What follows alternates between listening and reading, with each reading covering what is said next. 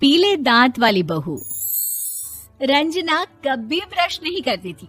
उसे कितनी बार उसके माँ बाप ने डांटा, लेकिन उसका कोई असर उस पर होता ही नहीं था, जिस कारण से उसके दांत पीले पीले हो जाते हैं। शादी के बाद अरे बहू, वैसे तो तुझ में कोई कमी नहीं है, पर तेरे दांत इतने पीले कैसे हैं बेटा? कैसे मतलब? कोई सर्जरी थोड़ी ना कराई है। वो तो क्या है ना, मैं ब्रश नहीं करती थी तो पीले हो गए। अब क्या करूं? आप कहें तो लाल करवा लूं या फिर काले? यार ये क्या है, क्यों माँ से लड़ रही हो? लड़ रही हूँ? अरे मैं लड़ रही हूँ या ये बोल रही है कि दांत पीले हैं, पीले। अरे तपस्या थोड़ी ना की है इन्हें पीले करने के लिए।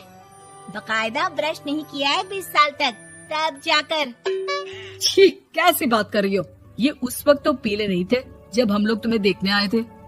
अरे तब साफ करवा लिया होगा डेंटिस्ट के पास जाकर। अब देखो कैसे पीले पीले लग रहे हैं। रंजना सास की तरफ गुस्से से देखती है। फिर शुरू हो गई पीले पीले पीले।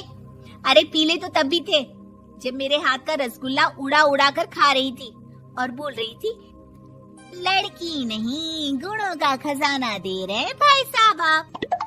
खैर, अब वो लोग करते भी तो क्या करते, पीले दांत वाली बहू पल्ले पड़ी थी तो झेलना तो था ही। एक दिन कीर्तन में रंजना गाना गा रही थी।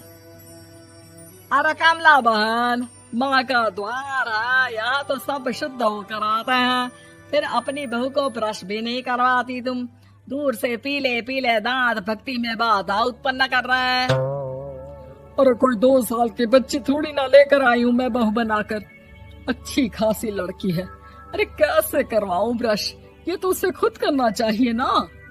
अब माँ बाप तो इसके जैसे तैसे निपटा दिए, ये नहीं सोचा कि सास कैसे संभालेगी।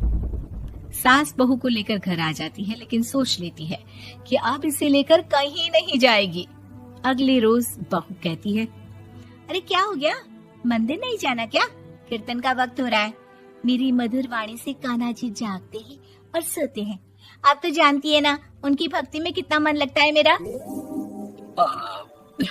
वो क्या है ना, तबीयत ठीक नहीं लग रही है मेरी, आराम करूंगी मैं। तबीयत ठीक नहीं लग रही? अभी तो मिथुन के गाने पर नाच रही थी आप, और अब बोल रही है कि तबीयत ठीक नहीं लग रही। अरे भक्ति में मन लगा लो सासू माँ, ऊपर जाना है, क्या मुंह दिखाओगी आप? हाँ? सास को बहू की बात पर गुस्सा आ जाता है। मैं क्या मुंह दिखाऊंगी, इसकी चिंता तो ना कर, समझी? अपने मुंह की चिंता कर, जो ये पीले पीले दांत लेकर हर जगह पहुंच जाती है। पता है लोग कितना मजाक बनाते हैं। ना जी ना, मैं नहीं जाना कहीं तेरे साथ। तो ये बात है, कोई ना, मत जाओ, मैं अपने कमरे में ही बैठकर भक्ति कर लूंगी। ऊपर वाला दांत थोड़ी ना देखता है, मन देखता है, भावना देखता है। और अरे बस बस, तू सब कुछ दिखा, बस ये सफेद चमकदार दांत ना दिखाना किसी को, है? जा यहाँ से। बहू को सास की बात का कोई फर्क नहीं पड़ता, वो तो जैसी थी वैसी ही रह जाती है। सुबह नहाकर किचन में खाना बनाना, फिर खाना खाना, कीर्तन भजन करना और सो जाना। एक दिन, माँ जी मैं सहेली के घर जा रही हूँ, शाम को लेट आऊंगी। हाँ हाँ तो जाना, मैंने कौन सा तेरी आरती करनी है घर पर बैठकर। रंजना सहेली के घर जाती है, जहाँ वो पार्टी में जाने की तैयारी कर रही होती है। अरे शिखा, कहाँ जाने की तैयारी कर रही है? मैं गलत वक्त पर आ गई क्या? अरे नहीं यार, उल्टा सही वक्त पर आई है। मैंने ये साड़ी और ज्वेलरी निकाली है यार, शाम को इनके ऑफिस की एक पार्टी में जाना है। बताना कैसा लग रहा है ये सब? नहीं यार, इस ड्रेस के साथ तो वो वाली ज्वेलरी अच्छी लगेगी। हाँ हाँ सही बोल रही है, मैंने ध्यान ही नहीं दिया। वैसे तो हमेशा से मस्त फैशन सेंस रखती है। तो बड़ा जाती होगी ना पति के साथ पार्टी में। रंजना कुछ नहीं बोलती, बस सोचती है कि यार काश ये बात सही हो जाती, पर मैं क्यों नहीं जाती पार्टी में? क्या इन लोगों की कोई पार्टी होती नहीं होगी?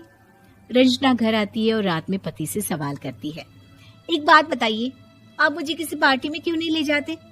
क्या आपकी यहाँ ऑफिस में पार्टी नहीं होती? पति बेचारा क्या कहता कि दांत पीले हैं तुम्हारे इसलिए। अरे कोई पार्टी होती नहीं हम लोगों के ऑफिस में, तो कहाँ से लेकर जाऊं? और मार्केट, मॉल, कहीं वीकेंड घूमना, कहीं तो। अरे यार, सारे हफ्ते में एक छुट्टी मिलती है, तो सोचता हूँ कि आराम ही कर लूं। क्यों? रंजना मन मार के रह जाती है।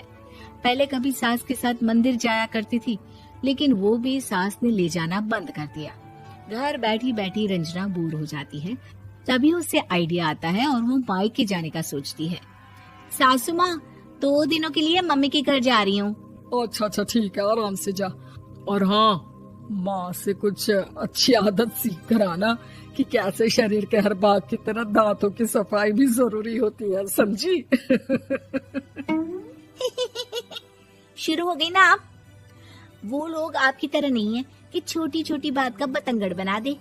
उन लोगों के लिए मैं मायने रखती हूँ, ना कि मेरे पीले पीले दांत। रंजना माँ को बिना बताए उन लोगों को सरप्राइज देती है, लेकिन जैसे ही वो दरवाजे पर पहुंचती है, अंदर देखती है कि घर वाले कहीं जा रहे होते हैं। अब माँ, काश रंजना दीदी के दांतों वाली प्रॉब्लम नहीं होती, तो वो भी हम लोगों के साथ चलती ना बुआ जी की बेटी की शादी में। हाँ बेटा, लेकिन अब उसे कौन समझाए कि उसको उसके पीले दांत नहीं दिखते, लेकिन उसके आसपास के लोगों को कितना एम्बैरेसिंग फील कराते हैं। मुझे तो कितनी बार उसके स्कूल की टीचर ने शिकायत की कि उसके साथ कोई लड़की बैठना भी नहीं चाहती, और ना ही कॉलेज में कोई उससे बात करना चाहता था। लेकिन पता नहीं क्यों उसे ये बात समझ में ही नहीं आती। कोई कमी नहीं है उस लड़की में, बस यही कि दांत पीले हैं। वो तो भला हो जीजा जी और उनकी माँ का, जो दीदी को जैसी है वैसे ही रखा हुआ है। रंजना को अपने घर वालों की बात सुनकर बहुत दुख होता है। वो सोचती है कि वो क्या करे, लेकिन फिर वो सीधा डेंटिस्ट के पास जाती है, अपने दांत चमकाती है और कसम खाती है कि वो रोज ब्रश करेगी। अरे क्या हो गया? तुम तो 2 दिनों के लिए गई थी ना? पर कोई ना, अच्छा है, चलो आ गई तो। रंजना सास के सामने आकर खड़ी हो जाती है और पूरी स्माइल करती है, उसके चमकदार दांतों को दिखाती हुई। हैं? चले मंदिर? माँ, मुझे माफ कर दीजिए, मैंने आप लोगों को बहुत एम्बैरेसिंग फील करवाया। मैं आज से रोज ब्रश करूंगी।